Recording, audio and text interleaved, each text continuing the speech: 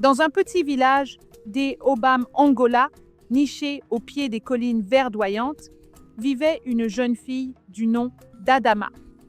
Belle, au teint clair et vive d'esprit, mais terriblement têtue, Adama avait toujours été le tourment et la fierté de sa mère, Alice. Cette dernière, une femme humble et travailleuse, avait élevé seule ses enfants après la mort prématurée de son mari. Elle voyait en Adama un grand potentiel et ne ménageait aucun effort pour lui offrir une éducation de qualité. Alice était couturière et bien que ses revenus fussent maigres, elle économisait chaque pièce pour payer les frais de scolarité d'Adama. « Mon enfant, le savoir est la clé de ta liberté », disait-elle souvent.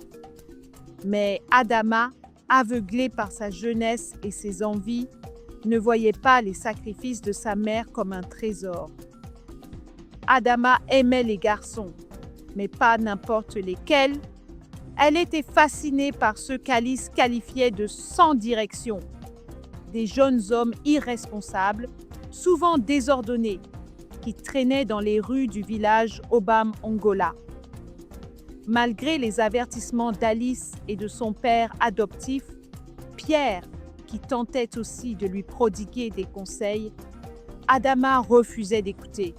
Elle trouvait leurs paroles dépassées, leur sagesse inutile.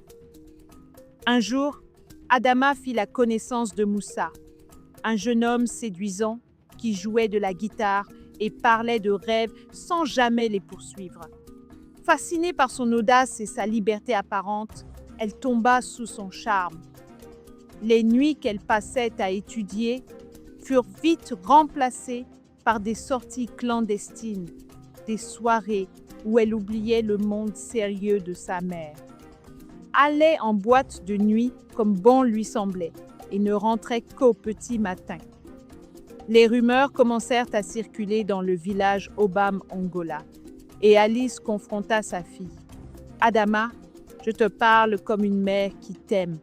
Cet homme ne t'apportera que des larmes. Il faut penser à ton avenir. » Mais Adama éclata de colère. « Maman, tu ne comprends rien à moi. Tu veux contrôler ma vie, mais c'est la mienne, pas la tienne. » Sa mère la regardait et secoua la tête toute triste. Quelques mois plus tard, le ventre d'Adama commença à s'arrondir. Adama était enceinte. Moussa, fidèle à son irresponsabilité, disparut dès qu'il apprit la nouvelle. Le monde d'Adama s'effondra.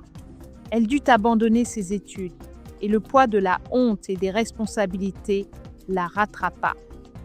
Alice, bien qu'attristée, continua de soutenir sa fille du mieux qu'elle pouvait, car son amour maternel était inconditionnel. Les jours devinrent des luttes sans fin.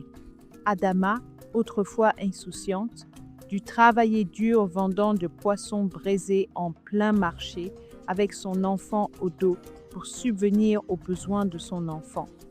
Elle découvrit la dure réalité de la vie, celle qu'Alice avait tant tenté de lui éviter.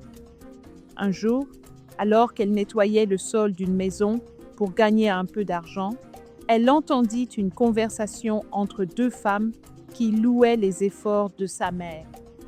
L'une disait « C'est Alice, quelle femme courageuse!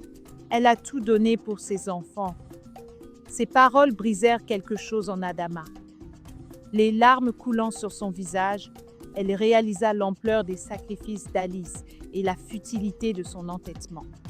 Un soir, Adama s'assit auprès de sa mère, tenant sa ménée calleuse avec tendresse.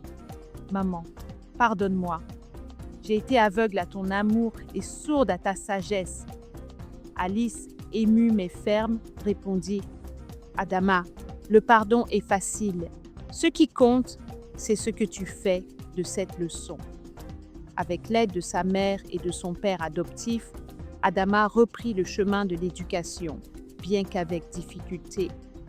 Elle devint une femme résiliente et déterminée, apprenant de ses erreurs et s'efforçant de donner un avenir meilleur à son enfant. Cette histoire, racontée dans tout le village, devint une leçon pour tous.